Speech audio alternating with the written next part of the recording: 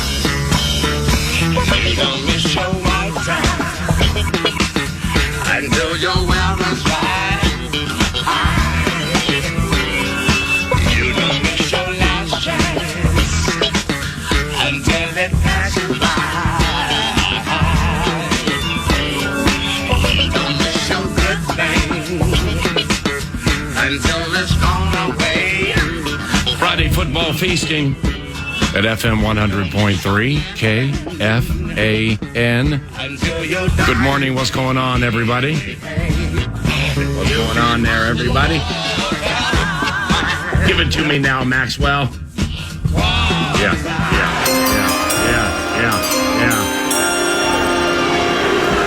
With the first pick in the 2023 NBA Draft, the San Antonio Spurs select Victor Wembanyama from Nanterre, France. Hey! And with that pick, we lost our funky song, but we gained old school, best school Rick Kamla from Sirius NBA Radio and Mad Dog Radio. He's an Edina native, and his Twitter handle is at Rick Kamla Sports. A pleasant Friday to everybody. It's Paul Allen. Maxwell Fuller is producing today. And Rick is a former co-worker of the regular co-host on the Friday Football Feast, Paul Charchian, when they worked together at fanball.com. But Rick Charch is he's camping out in Colorado, so he's not with us today. And at last check, he was at a rest stop in Utah for like 3.5 hours, and I got no idea why he likes these rest stops in Utah. But that's where he is, and good morning. That's very strange. I love the funk coming in. You had me at that. That definitely makes my morning a little bit better. And, PA, let's get something clear. Mm-hmm. It's Paul Charchian we're talking about. He's not camping. He is glamping for sure. Well, glamping would be like all of the top line accessories and like not roughing it. I don't think he's roughing it. No, but he's out there having a good time, man. So Paul will be back soon, sure. And this is Freaky Ricky Kamla. And with the NBA draft, what'd you think, man? I mean, like the first pick was predictable. Timberwolves didn't have a first pick, traded up with Pop to get somebody at 33. Then they made their own pick at 53. And just overall, man, like you are the elite of elite NBA minds. What moved you from last night? Well, I'll give you a take on the Wolves draft. I don't know much about Leonard Miller. He's big. He's a physical specimen. And he's a big-time project. So I don't know much about him. Jalen Clark is a stud. I know about him. He's a big part of the UCLA program. His injury is a big reason why UCLA wasn't able to do bigger things and win the NCAA tournament. 2.6 steals per game. He is a defensive beast. He's got good offensive game, too. Jalen Clark's a stud. Great pick where the Wolves got him. And if he were not hurt last year, the Wolves would not have gotten him that deep in the second round. My favorite pick in the entire draft, Paul Allen, is Jaime Jaquez Jr. out of UCLA to the Miami Heat. It is my favorite pick of the entire draft. I wanted him kind of to go to Denver, right? Like late in the first round with one of the picks that they acquired in that trade, because I thought he would have been a perfect backfill to Bruce Brown, probably leading that program. But I mean, you talk about heat culture. This guy is probably the best glue guy in the draft. He's a shot maker. He's a winning playmaker, a deflection, a block, a dive on the floor, a save out of bounds, a nice pass. Like, he just makes winning plays. He can put the ball in the hole. He he puts a lot of love across the box score with blocks and steals and all of the statistics. And he's got a 39-inch vertical, okay? Jaime Jaquez is an absolute stud. I loved him at UCLA. He's an older player, right? He was in the UCLA program for a minute. I want to say at least 3 years. So he's going to come plug and play. Look, Max Strus is a nice story and a nice player, right? I'm not huge on Max Strus. Miami loves him more than I love Max Strus. He's a free agent. Mm-hmm. And some people think Max Strus is going to command $15 million a year. I think those people are crazy. Okay, he's not that good of a three-point shooter. This means that Miami does not have to overpay to keep Max Strus, because Jaime Jaquez is going to be a rotational-ready player from the moment they start playing ball. Now, Apple Valley's Tyus Jones ends up with the Washington Wizards, and Bradley Beal has gone out to play with KD and Devin Booker and that group and everything, and obviously with the Wizards with Tyus Jones and Jordan Poole with that Golden State deal. Rick tweeted at Rick Kamla Sports, follow him as 9 to Noon does. You're putting Tyus on 18-8. As a baseline next year with the Wiz. I think that's a little high. Why do you like that? Well, this year with Memphis, in 22 starts, he averaged 16 points and eight assists. Oh, this year with Memphis. The year before, Ja misses these huge chunks of time, right? He started 20 plus games the year before. I think he was 13-7. So he took a nice spike, 16-8 in the starts last year. We don't know if Kyle Kuzma is going to be back. I talked to a source close to the Wizards, and he told me that he thought that this might all these moves and machinations may lead to him walking, and the Wizards just letting him walk. He did add that I could be wrong at the end of that, but the first 5 that he gave me was that they're probably going to let Kuzma walk because they're really kind of taking a wrecking ball to this thing. If that's the case and Kuzma is set free, Tyus Jones could go 20-10 because he will be the second option on that team and obviously have the ball in his hands a ton. Tons of assists will come from that. And then the number one option will be Jordan Poole. Now, the same source told me that Jordan Poole might be traded. And I was like, what? What do you mean? Like, what? Why? Like, I think Poole's a terrific player. I don't know. A lot of people have differing opinions on him. They think he's aloof. I don't know what the hell they think about him. What I know is this guy's a bucket, and he's slick, and he's fancy, and I like him.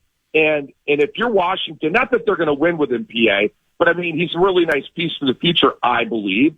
And so, I don't know, they may move him, they may not. Who knows with that new front office? But if Jordan Poole stays put, and he's the number one option there, he will be a 25-point per game guy.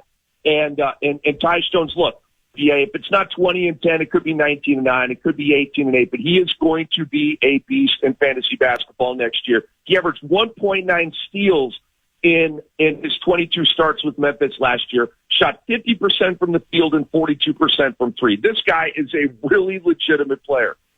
With Jordan Poole being traded, I mean, Golden State willingly is getting older, and I'd bet they re-signed Draymond Green, but that they're willingly getting older with Chris Paul. And at Rick Kamla Sports, Rick's Twitter feed, there's a poll: will Chris Paul finally get his ring? And the poll is 80% no. I voted no, simply because of that tremendous machine in Denver that's not getting worse with Joker and Jamal Murray obviously staying healthy. But I mean, after the Nuggets won the NBA finals, when Nikola Jokic said, "We had a job to do and now we can go home," he sounded like a freaking hitman. It's like he's Charles Bronson in 2023's a vigilante just leaving carnage around the NBA. This guy's not a human. He's a machine. Okay. And it's not stopping. So the way I look at all these moves, Beal, I mean, I love Bradley Beal, man. He gets to the free throw line. I think he'll amplify and complement Booker and KD quite well. And then you got Chris Paul up there with baby Steph and Klay Thompson and Draymond and the rest of the cats. But the Warriors are willingly getting older. And these moves that are being made have to be to find a way to get by this tremendous machine, Nikola Jokic. Don't you agree? Jay, let me ask you a question. Yeah. Do you believe that Boston is in a better position to beat Denver now that they have Kristaps Porzingis, Robert Williams, and Al Horford? Because I think, PA, you've got to have two bigs to beat Denver. Mm-hmm. We saw why Miami got beat. You know, they had Bam guarding Jokic out high, leaving the rim unprotected. How many times did you see Gabe Vincent caught in a switch guarding Porter Jr. or Gordon at the rim? Game over, Miami loses, okay? You can't have that. You got to have size to beat Denver because you got to have size to guard Jokic on the perimeter. You can't double team Jokic. This just in, okay? You can't blitz Patrick Mahomes and you can't double Nikola Jokic. They will put you on a rotisserie and the game will be over, okay? Mm-hmm. You got to play him straight up. And so what you've got to do is have another guy that can guard the rim. So like in Phoenix, you've got Ayton and you've got Durant. It's not great, but okay, you've got two long guys. And I think that's what Boston has done here. And especially if Milwaukee loses Brook Lopez, game over. Send Boston to the NBA Finals. If Milwaukee can keep Lopez, then, you know, it'll be a hell of a matchup when those guys play. I'm not forgetting about Miami. They're always kind of in the mix, no matter what the regular season record is. But I think Boston made the Porzingis trade with Denver in mind, knowing that because Porzingis can play the perimeter, Horford can play the perimeter. You've got Robert Williams, the human pogo stick, guarding the paint. And think about Golden State, PA, in terms of matching up with Denver. They didn't play each other. Denver went through Phoenix. They went through L.A. They went through all these other teams. They never got a shot at Golden State. So you know that arrogant, and rightly so, with the Dynasty Golden State program is thinking, bleep Denver. We didn't even play them. Like, yeah, we're going to beat Denver. You know how they think out there. Right. So I don't think the Chris Paul trade is upping their chances of beating Denver. I just think that, I mean, Golden State's nasty. Paul, Steph, Clay, Wiggins, Looney, probably Draymond coming back. I mean, that's a nasty crew right there. It really is. And so I don't know, PA, if I would pick Golden State to beat Denver right now, I probably would not, because I love what Denver did in the draft last night. They got older college players that are going to be ready to contribute right away. But I think Boston got Kristaps Porzingis to specifically defend and match up with Denver and Jokic. Like it. Yeah, I like that. That's a one. I didn't think about that. That's a wonderful way to look at it. Rick Kamla, Sirius NBA Radio, does a wonderful show middays with AD Antonio Daniels, and Saturdays you can also find him via Mad Dog Sports. I enjoy that show too. He's an Edina native. With Wembanyama, what makes him so polarizing, and like how much can he help the Spurs right now?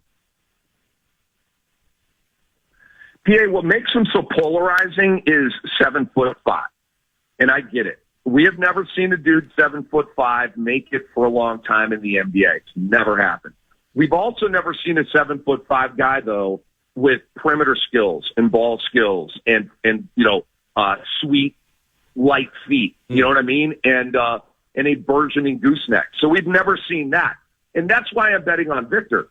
Is because he's not one of these giants, right? Carrying a ton of weight, with the heavy, Yao Ming was just too heavy, right? Carrying too much weight around. He's playing with the Chinese national team every summer, and it just wore him out, and his body broke down, and he had to retire after 8 years. Victor Wembanyama was talking about bulk and talking about putting on weight last night with the people on the ESPN set. And he said, it's not about bulking up. It's about getting stronger. It's about getting my core stronger. It's about getting more stable. And I liked where his head was at, because you look at his frame. I think he's going to have the better ability to put on weight than Chet Holmgren. I worry in a large degree with Chet Holmgren about his ability to put on weight and his ability to stay healthy. His body I don't know. I got a hang up with it, man. I do not have the same hang up with Victor, because I believe that his frame will allow him to put on muscle mass. And I'm not talking about like Orlando Woolridge, like he's going to be this rocked up linebacker type. No, but I think eventually he'll start to look like maybe Garnett did, or like Durant right now, where he's still skinny, but there's meat on those bones a little bit, and he's functional and can make it through an NBA season. I mean, this guy's never going to be a hard ass out there. He's never going to be a Charles Oakley type. He's going to be a finesse player and a shot blocker. And so I'm betting on Victor. Listening to him and getting to know him a little bit better through the words that he's saying, sounds like a super grounded guy, like a real mellow, laid back. You know, he speaks about, you know, my place in the universe and stuff like that. And PA, you know that once you start talking about my place in the universe and, you know, what God has in store for me, like I'm listening. I'm totally into it, man. So I'm into the Victor thing, man. I think it's going to work. Faith and Goal with Rick Kamla at Rick Kamla Sports 9 to noon. I'm not going to turn this into Detroit Pistons fan line and like Joe Dumars is the co-host here. But are the Pistons ever going to be good? I mean, I know Cade Cunningham has battled injuries. I'd rather visit Sadiq Bey outside of Turks and Caicos than actually have Sadiq Bey on my team. And then now they take one of those Thompson twins. From Overtime Elite with the 5th overall pick. They've had so many high picks and brought in so many an influx of youth. Are they ever going to be good, these Pistons? Yes, they are. And I think they're going, I mean, I don't know about this year, right? But I love what they're doing. They're building organically. They're taking a slow approach to this. You've got Cade Cunningham, Jaden Ivey, Killian Hayes in your backcourt. Officer Thompson is now going to, and by the way, PA, I love the Thompson twins. Not the old 80s band, but the Thompson twins coming out here. And PA, I love them. Okay. If I could buy stock in a player or a family of players, I'm not really a stock trader and all that kind of stuff, but if I could buy stock in an NBA player, I would buy stock in the Thompson twins. PA, let me tell you something. These guys are lab built. If you could literally create the perfect NBA players, these would be the guys. 6'7", 215, long as hell, wingspan. They've got 40, 41, 42-inch verticals. They got dog in them. They hustle. They do everything. They play defense. They rebound. They assist. They're both playmakers. The shooting is not where it needs to be. I'm not worried about that. I've seen 10 million guys come into the league without a jump shot and work it out and manufacture a jump shot. You don't have to have a gooseneck coming into the NBA. You absolutely do not. What you got to have is the body, the athleticism, the motor, all of that stuff. And all of that is there. The foundation is there from both of these guys. I am fascinated. I am in love with the future of Amen and Officer Thompson. I think Houston killed it at number 4 getting him. I think Detroit killed it at number 5 getting Osser because he is going to be the Sikkim perimeter defender. They're going to go Cade and Ivy and probably Osser and then Bojan Bogdanovic, and then they'll play one of their bigs. They got to trade one of their bigs. I would recommend maybe a trade with Miami, either an Isaiah Stewart, a Marvin Bagley. You've got James Wiseman. And, of course, you've got Jalen Duren. So this is a pretty stacked young team, PA. Yeah. Now, to bring it to fruition and start winning with it, that's going to be a minute. But I love the Thompson twins. Now, the Ricky, Keontae Johnson, I know you're bullish on him by following your Twitter. So I've watched some highlights of him. I don't watch much college basketball. And now I'm thinking OKC, that they get the forward Keontae Johnson in the draft in the second round. I think it was the 50th pick, something like that, to go with SGA and Giddey. You mentioned Chet Holmgren, the Minnehaha Academy kid who missed last year and definitely needs to put on some weight. But Keontae Johnson, I hope he can hit some threes because this team needs somebody other than Isaiah Joe to chuck up 7 to 10 threes a game and hopefully for them hit them. You know what I mean? I do. I don't know how much playing time there's going to be there. I didn't like the team that drafted Keontae. I mean, look, it's a great draft pick for OKC. They got him super late. I think he should have been a pick in the 30s, frankly. Going to, I don't know, P. I'd have to look at the draft board, but like at Denver, right? With one of their 3 picks late in the first round, early in the second. And I did like the guys that Denver took, but I think Keontae Johnson would have been a good look for them. Guys, just to make this clear for your listeners, Keontae Johnson of Kansas State, transfer from Florida. Remember, he had the collapse. He was in a coma, had the huge health scare that robbed him of 2 years. Came back last year and was awesome, drilling close to 40% on threes. He's 6'5", 230, playing the wing, okay? He's a defender. He's P.J. Tucker. He's literally P.J. Tucker all over again. I asked him about that comp on NBA radio the other day, and he did not. Most players are like, they don't want to be comped and all that kind of stuff. He jumped right into the pool and was like, yeah, I watched film on him. You know, I try to emulate him, blah, blah, blah. So I love him. I just think he went to the wrong spot because you've got Lou Dort, you've got Jalen Williams, you've got SGA, you've got Giddey. Like, so the best he's going to get is like 15 to 18 minutes off the bench. And OKC already has a pretty good second unit with Kenrick Williams and guys like that. So love the player, love the draft pick value, but didn't like the team and the opportunity that he will have there in OKC. If Kawhi Leonard can get himself 85 to 90% right, and I'm not going to include Paul George in this conversation for now, and they got to figure out what they're going to do with Russell Westbrook. But again, if I think Denver with vigilante guy Nikola Jokic, the tremendous machine, we had a job to do. Now we can go home and there's carnage. And it was like scary the way he said it right after they won the NBA Finals. If I think that's the target at which to shoot, then the Clippers, obviously in the same conference, if Kawhi Leonard can get himself upright during the postseason, man, I mean, that is the original tremendous machine who doesn't talk. It's just assault and assassination with a basketball on a court. So you think Kawhi can get himself right for next year? I just read this morning, PA, that he had another cleanup on his meniscus. No, sweet. Yeah, No, I'm not buying it. Sucks. And there have been rumors about the Clippers exploring trade options for Paul George. Move him now. Right. Okay. Look, ever since these guys got to LA, they missed games. And Kawhi Leonard was haunted by injuries before that, but Paul George really wasn't. I mean, he had the snapped leg at the USAB scrimmage and all that, but I mean, it has been look, same thing with LeBron. Ever since LeBron went to LA, he's been a game misser. And it's been injuries, right? Yeah. And for Paul George, it's been injuries. But I don't know, there's something about that LA thing that's leading to injuries for these guys.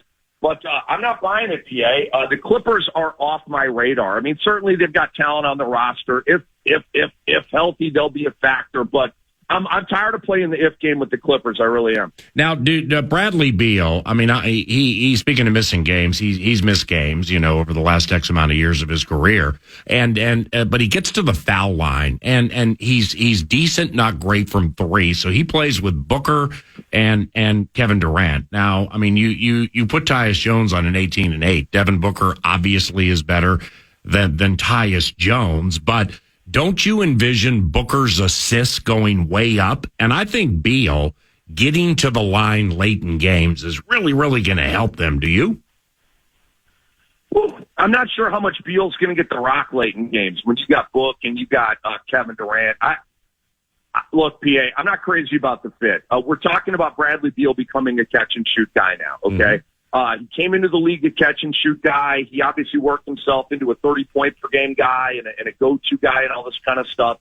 He will not be in that role. They turned Chris Paul into a catch-and-shoot guy last year. Chris freaking Paul, okay? They took him off the ball, and they said, stand at the three line, and when these guys are done probing, if the double comes, they're going to kick it out to you. That was Chris Paul's life with Kevin Durant last year. So Bradley Beal, welcome to that.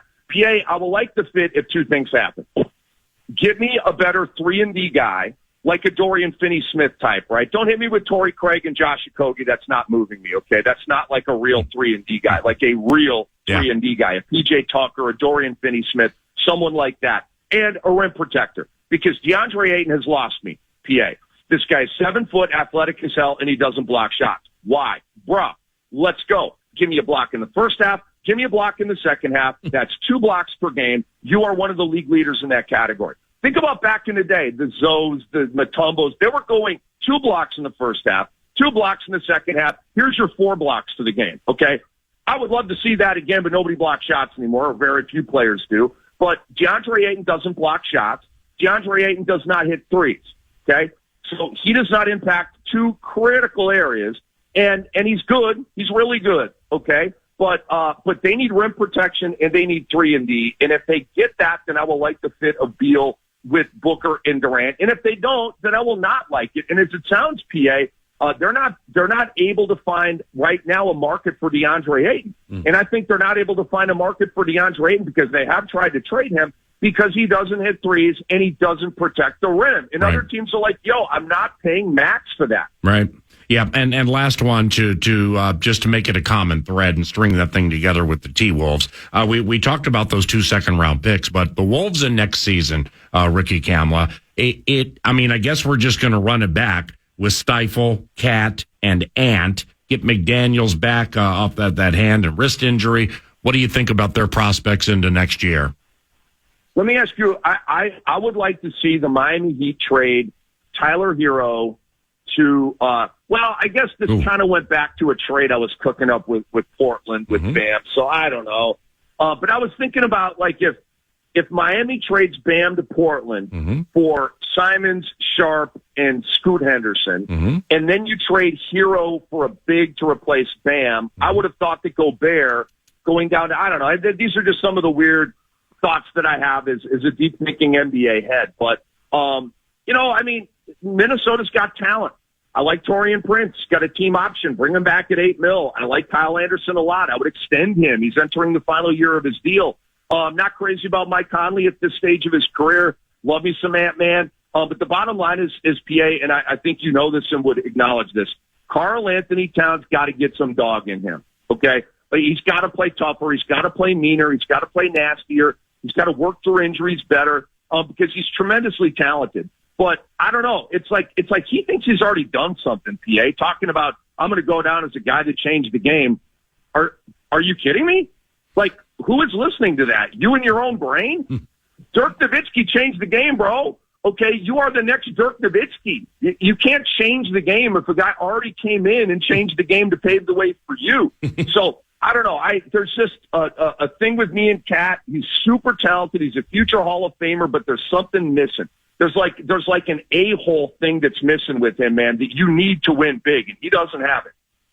That's beautiful, man. Have a wonderful radio show today. God bless you. Have a great weekend, and we'll catch up soon. Okay, Ricky?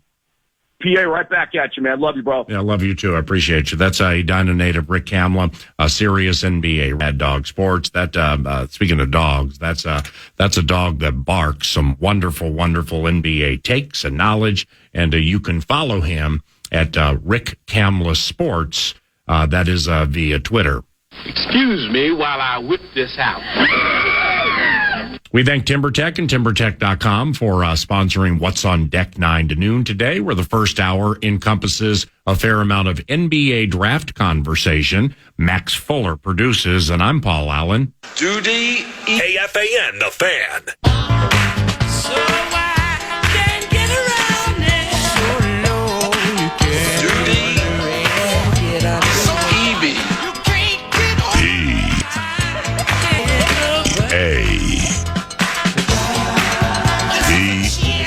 This is a F T.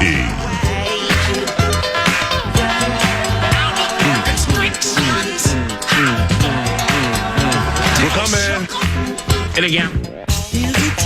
We're coming. What up, Maxwell? Things good? Hey, what's good? I woke up this morning black and beautiful, so I think things are all right. Did you follow any of the NBA draft last night? I did indeed. Did you? I was really happy with the Timberwolves draft. Right, and they trade with Pop, and they end up with a cat named Leonard Miller, the 33 overall pick in the 2023 NBA draft from the San Antonio Spurs. So we gave up 2 future second round picks. And got this Leonard Miller cat, 6'10", 16.9 a game, led the NBA G League Ignite with 10 rebounds a game. So he goes 17 and 10 in the G League. G League players drafted, man. I think I think that they were dominating like the top 5 or the top 6. So I mean, drafting of the G League players, the non-college, never played college basketball. Those players, including the first overall pick, were quite en vogue, and general managers found them to be quite savory. 4 or 5, by the way. It was 4 or 5? Yep. If you count Victor Wembanyama, yep, it's 4 or 5. All right, here we go. This is This is like Nordo trying to say Hagen, Charch trying to say Dorel or Erlacher, and me trying to say Wem Ban Yama. Say it. Wem Ban Yama. Wem Ban Yama A. Wem Ban Yama A. Wem Ban Yama A. Who we get? Duty EB. So Rick Kamla, and Rick and I have been friends for a quarter century, and used to work with Charch at fanball.com and do fantasy football weekly here. He's an Edina native, but he is just a fantastic NBA radio show with former Memphis Grizzlies and I believe New Orleans Hornets or Pelicans guard Antonio Daniels. And so Rick just joined, and he's talking about guard Jalen Clark with the 53rd overall pick in the second round. And Jalen Clark, 6'5", was the 2022-2023 Naismith Defensive Player of the Year. Now, we have an injury in there. There's a rather significant injury, is the way Rick made it sound. I up until last night, man, I couldn't pick out Jalen Clark in the two-person lineup standing next to Brad Childress. I always love that one. But now you read Defensive Player of the Year, NABC Defensive Player of the Year, 2022-2023, Pac-12 Defensive Player of the Year, UCLA's first Defensive Player of the Year winner since Russell Westbrook, 07-08, and Jalen Clark, 13 points, about 2 assists a game, 2.6 steals a game. Now that's going to preach in League Freak. 2.6 steals a game. That preaches in League Freak, the most well-respected fantasy basketball league in the history of fantasy basketball. Doogie knows. But I don't know where he'll get drafted. But that was tied for fourth best in the nation. 2.5 steals a game was tied for fourth best in the nation. I mean, college basketball must have had some thievery out there. If you got three people higher than 2.5 steals a game, maybe one of Max Fuller's favorite artists, LL Cool J, should like reconfigure or redo some of the words to one of his songs and like call it defense. Don't call it a comeback. The defense has never been gone. Don't call it a comeback, says Jimmy Butler. The Bulldog, man, tremendous machine like Kawhi Leonard and Nikola Jokic. We see with the Timberwolves. So Clark was named to the 2022-2023 All Pac-12 second team, though, and was a two-time Pac-12 All Defensive Team honoree. It's from Riverside, California. That's probably an hour and 20 minutes as the crow flies to the east of Los Angeles and Hollywood and stuff like that. And, played on an AAU team with current NBA players Evan and Isaiah Mobley. Onyeka or Onkongwu, who I believe plays for the Hawks, went to the same high school as Jordan McLaughlin. That's great. So Cat, Ant, and Stifle will be in the game with the new guy, Clark, and his former high school teammate, Jordan McLaughlin, and they're going to freeze out the other three so they can throw it back to the high school days and just pass back and forth to each other like they did at Twanda High School in the Riverside area. But the Timberwolves, a couple of interesting things here, and interesting can be subjective. Tell me if you agree with this. It's, generally speaking, you need to hit a bevy of three-pointers in this day and age of the NBA to win games. Amen? Yeah. All right. And secondly, the days of the Twin Towers, David Robinson, Tim Duncan, Hakeem Olajuwon, and Ralph Sampson, Kevin McHale, and Robert Parrish. Like when you had dominating teams that were winning NBA championships, they could have two bigs. And David Robinson and Tim Duncan and Olajuwon and McHale and Parrish, they ain't shooting threes. So obviously, like Ricky said, I mean, when I saw that during the vocal maintenance days last week with Karl Anthony Towns being like, like I've revolutionized the game, that'll be my lot in life when I'm done and everything. And I'm like, well, I mean, Kevin Love did it before you here. Now, he may not completely be as tall as you, but I would take his three-point shooting prowess when he was on the beam and atop his game, more so than I would take Karl Anthony Towns. And Kevin can rebound, but so can Cat. Neither block shots. I like Kevin as a passer better than I like Karl. I like Karl as a natural scorer, specifically by the basket when he doesn't freak out and his elbows go flailing and he screams because he's not getting and ones. But so anyway, I'm not going to rank like, their hierarchy, but Rick Kamla laid it out beautifully off what Cat said last week, man. He was tripping. Dirk Nowitzki was the 7-footer who revolutionized the stretch big, hitting those threes and stuff like that. But nevertheless, Cat is still here. So you need to hit threes, and Joker is good, not great from three. Jamal Murray will kill you. Yeah. Bruce Brown, between goodish to very, so you get what I'm saying here. The Kentavious Caldwell-Pope, that's basically all he does is issue threes and steal the ball a little bit. So those are the champions. The target at which to shoot in the Western Conference, the Denver Nuggets. So now the Phoenix Suns, Kevin Durant is a good 3-point shooter, but he's not a volume 3-point shooter. He ain't going to put up 7, 8, 9, 10 a game. Devin Booker, good, not identifiable 3-point shooter, but I think that will increase this year. Bradley Beal, same. Bradley can hit 1, 2, or 3 a game, but he's not known as a 3-point shooter. But nevertheless, you get those three together, and it's a pretty good squad. Golden State, that's 3-point central. Chris Paul can even hit some threes, but Steph is identifiable for threes from 35 and in. Same for Clay. Andrew Wiggins' 3-point game ain't bad. And then they got Dante DiVincenzo and some other ham and eggers who can hit some threes every so often. So now you get to us. All right. Anthony, he's not identifiable as a 3-point shooter. Either is Mike Conley. He never has been in his career. Karl Anthony Towns is identifiable as a 3-point shooter.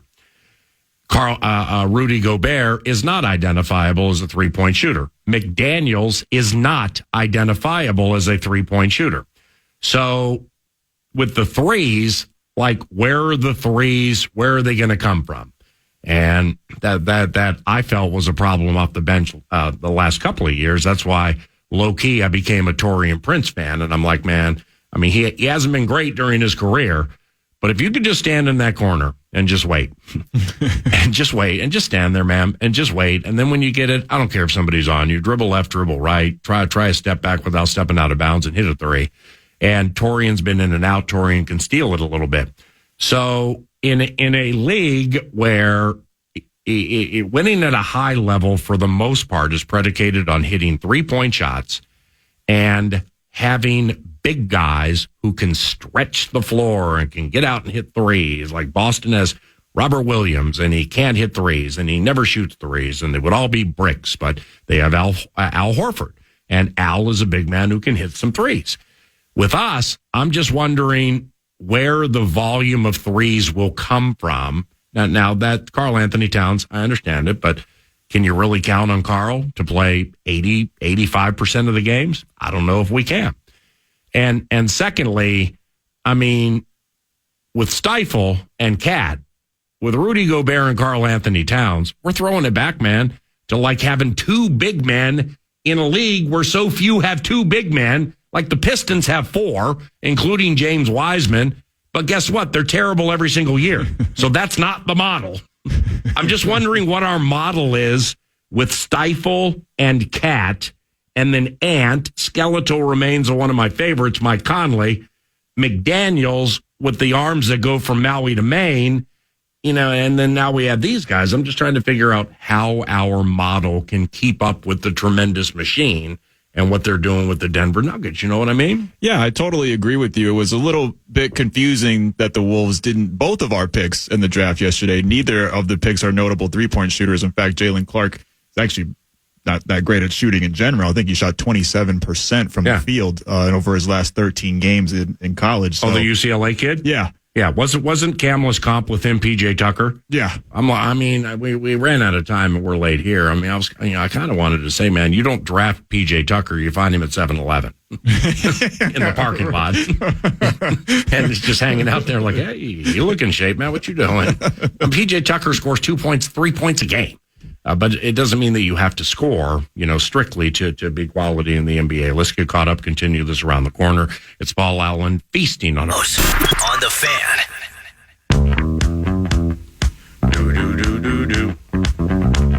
Jimmy K, King of the Rubes, sent me a text for a covenant cleanup. Covenant cleanup provided by nobody. Anthony hit 213 threes last year and 215 the year before. Okay, got that. Comparison, the most Cat has ever made in a season is 150. Talk about, quote, change the game, end quote. Now, Jimmy Knutson, King of the Rubes, is an elite NBA mind, so I'm not here to take anybody deep. But maybe, when Ricky Rubio years ago said, we need to change our face, all right? And it's like they're losing and everybody's down and they're sullen and stuff like that. And the Spanish kid is like, we need to change our face. It was just adorable the way he said it with the olive-shaped eyes and the high cheekbones, but we digress. With maybe I need to change my face when I think about the 3-point game and 3-point shooters, all right? Anthony, indeed, hit a lot of 3-pointers. And, at this stage of his career, the Georgia kid, I'm conceding. I just need to change my face.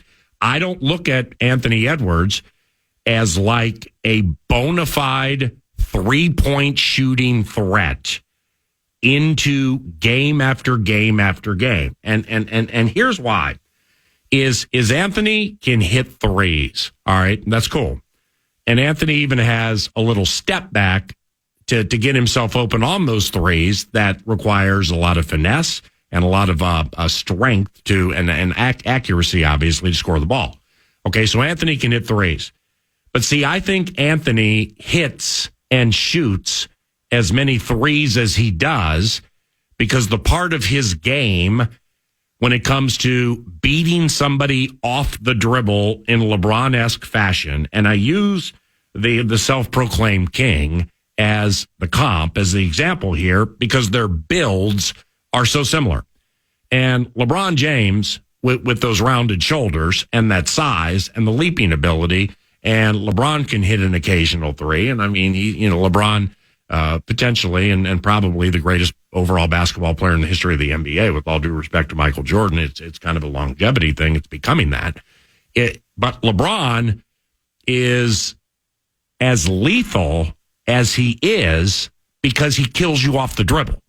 So if you single LeBron, he's going to beat you off the dribble, get to the basket, and either go Boney Iverson on it and take a hard fall and make it and get to the line, or he's going to get to the line.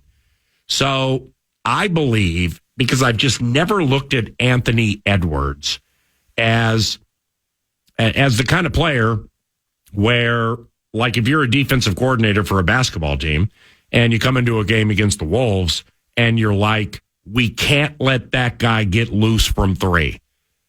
So maybe I need to change my face. Maybe Paxson and Kerr and Reggie Miller and baby Steph. Maybe all of those players are blushing at the 3-point prowess of Anthony Edwards. Anthony can shoot. Anthony's high end. Anthony's elite. Anthony is the only player. There are 2 players on the Minnesota Timberwolves that for me would be untouchable. And it would be Jaden McDaniels and Anthony Edwards. You could have anybody else you want. You probably could have McDaniels too if you made like the right deal. But I like McDaniels and the sticky nature of his defense and the competitive nature and just really how he's improving leaps and bounds. And Ant has MVP to him if he can get the right guys around him, and if he can get better dribbling, specifically with his left hand, and beat people off the dribble. So when I organically talk about the perimeter, if we're preaching perimeter, and I'm thinking about 3-point shooters, bona fide, big time 3-point shooting threats. Yes, Anthony Edwards would be that, but I would want his 3-pointers to go down some and his free throws to go up. And I would want Anthony, and if I'm wrong here, I mean, 6'4", if you think I'm wrong here, take me deep on anything you want, man. That's cool. It's a Friday, too. 64686, Bradshaw and Bryant, KFAN text line. You're welcome to send texts in on any of this conversation, including the NBA draft and state of the Timberwolves, given the draft was last night. But you feel what I'm saying there? I mean, Anthony can shoot threes and Anthony can hit threes. Ain't no doubt about that. But wouldn't you like to see him more consistently in a LeBron-esque fashion, beat people off the dribble, do the Bubba Chuck, do the Boney Iverson, do the AI, take that hard-ass fall, do the Lindsey Whalen. I mean, back in the day, that was Lindsey. Lindsey was just tough and fearless and would get into the key and make the basket, take a hard fall, and get the and one. I think I'm just looking for more of that from Anthony. You feel me on that? Yeah, I can totally see where you're coming from. And it seems like it's almost like his game is caught in between those two styles. And his three-point shooting for the Wolves has come more of necessity than this is Anthony Edwards' A game. Yeah. Like, we like seeing him off the dribble. We like seeing him attack the rim. We all know that he's amazing at that, one of the most athletic guards in the entire NBA. But we have so little three-point production that I think Ant has understood that he has to be that guy. He did end up ranking, I looked it up really quick, he's number 10 in the NBA in three-pointers made last season. Yeah, and I would not have guessed that. I mean, I would have thought top 20, but I didn't realize that he was. I got to change my face. Okay, I don't think I can say it anymore. Anthony Edwards, Reggie Miller, Dan Marley, those are the three. Maybe John Starks. Those and the Steph Curry's lucky to be fifth. Maybe I so badly want Edwards to attack the basket and be more of that type of an identifiable superstar.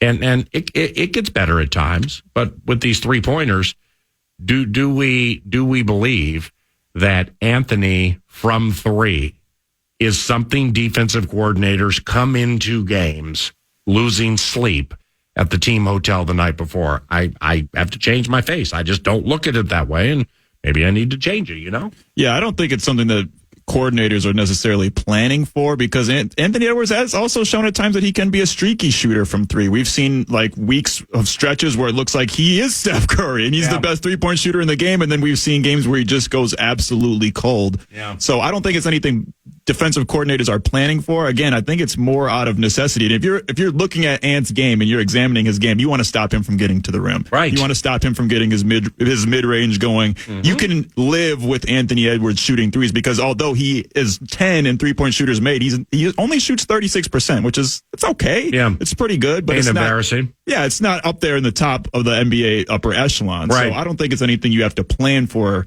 as a defensive coordinator. You're more worried about Anthony Edwards' athleticism and him getting in the paint. Right. And it's easier to settle for a jump shot than it is to beat somebody off the dribble and get to the basket. So taking the easy way out, if you're really good at it, is not terrible. And if there are designed 3-point plays, which there are, and Anthony can come through, that's great. But I would like to see him become more identifiable at getting to the basket and getting to the line.